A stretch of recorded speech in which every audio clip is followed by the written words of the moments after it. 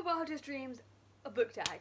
Lovely Rebecca Nicole from Reading with Rebecca Nicole tagged me in this, and already I'm gonna do it. So, start off. First question: your favourite fantasy time and place to read a book? I can't do this anymore because my mare cannot be hacked. She cannot do road hacking like hard surface. But audiobook in the ear, strolling along, hacking on my horse. That is what I want. It's peaceful. It's just me and her. I've got the book in my ear. I'm on my own. There's the wildlife around me. There is nothing better. Failing that, on my own, middle of nowhere, don't mind having animals around me. No spiders. Lounging around, not on grass, because spiders and bugs, but on a nice little seat with a book open, usually a favourite book, and just nature around me, and people nowhere to be seen. Nowhere to be seen. Question 2. What is my favourite personal library? It would be a place with a little garden that you can look out into a garden, and it's a big enough room. It kind of reminds me of like Inkheart room, right at the beginning of Inkheart. Floor to ceiling shelves, like white shelves. Some can be floating, with a little window. I love window seats. A comfy window seat, but also a comfy seat close to the floor, because I like laying on the floor. And just music sound, like speakers, like good sound, so I can just connect and listen to nature sounds or rain sounds, or the vibe of the book sounds, so it's like I'm transported to another world. Imagine sitting down, surrounded by books. You have a good sound system. You can see outside into a lovely garden. Nobody is here to fuck you off, right? You're all on your own. You have your reading time, your lovely beverage, blankets galore, even better if they're knitted by my mother. Blankets galore, and then Concerning Hobbit starts playing, and you open Lord of the Rings. In a hole in the ground, there lived a hobbit. I know that's the actual Hobbit first line.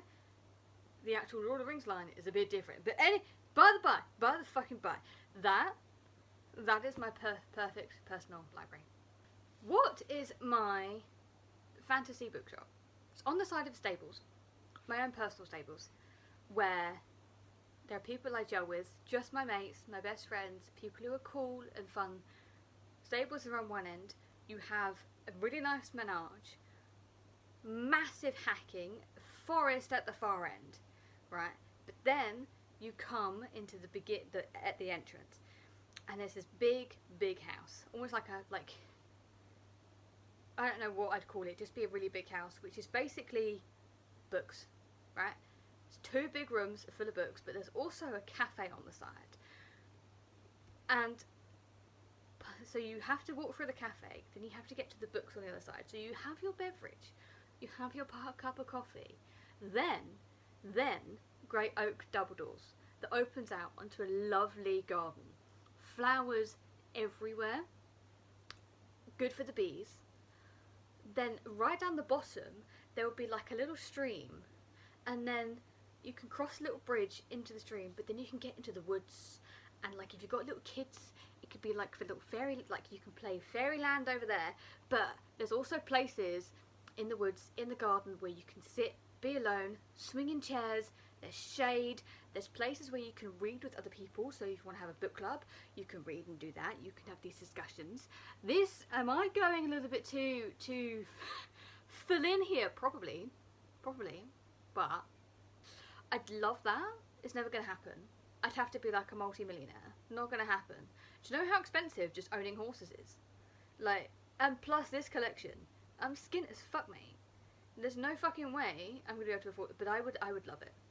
I would absolutely love it. What is one person who is not a booktube creator who you wish you could have bookers conversations with? This is easy for me, my mother. I'm trying to get her into books, man. I'm trying. She used to be a voracious reader. She read all of Patterson's books. She was very into crime thrillers. She's very much like, don't reread books. Opposite of me. I read like it's going fucking out of fashion, like I'm gonna lose the fucking book forever. I'm trying to get her into Thursday Murder Club. I am trying my hardest, but she's struggling to concentrate on reading. She falls asleep. There's stuff going on, but I've given her a few books. There's a Thursday Murder Club. She's on book 3. I'd love her to read it. I'd love us to read books together at the same time and like discuss it at the end, that would be absolutely amazing. And I'd love her to read the book thief as well. The fucking book thief. I think she would love it. I think she'll cry through it, and I've told her she's going to cry, which is probably why not a good idea, because she's like, I won't read it now, I don't want to cry, but like, you would love it. The other one is my best mate. I have got into books, but, and I am looking directly at you, I am talking at you, and you knew exactly who you are. Why haven't you read The Will of the Many? The best book of all. You've read Stormlight with me, you've even read John Gwynne, right? But not The Will of the Many. Not the... What are you doing with your life? The audiobook's amazing, mate. Like, come on. So, if I won $1 million, how would I spend it? Book related. I said dollars. I meant quid. I'm reading the questions, and it's in dollars. You can hold your horses, British people, hold your horses. To be fair, I'd love to invest in, oddly enough, ways to make publishing more beneficial for writers and for publishers as a whole, and for consumers. That's probably how I will invest it in that, and try and see how it will work, because, and especially libraries, especially like generations, like people coming up, but also people learning to write, wanting to write, especially if they're young, because it's so hard and it's so lonely that I just feel like I kind of want to make it better, and I want to make it more affordable for most people. That's probably how I would mostly do it, because books are getting expensive. You cannot stop that. So, and people don't have a lot of money. So, if I had all of that and I could help people out and they wanted this book, then yeah, I'd help them out. That's probably what I would do, and I try and invest it in things like that to make the world a better place. Tag in time. Hardy's books. Ross and Laura, you are tagged, and you better fucking do this shit. Also, Cam Campbell reads. Please, I am dying to see what you guys perform with this. What are your answers? Right, that is. I have been rambling way too long. My coffee has gone entirely too cold. It is way too fucking late. Way too late at the moment. I should be in bed. So, I'm going to leave you, and I'll see you on the next one.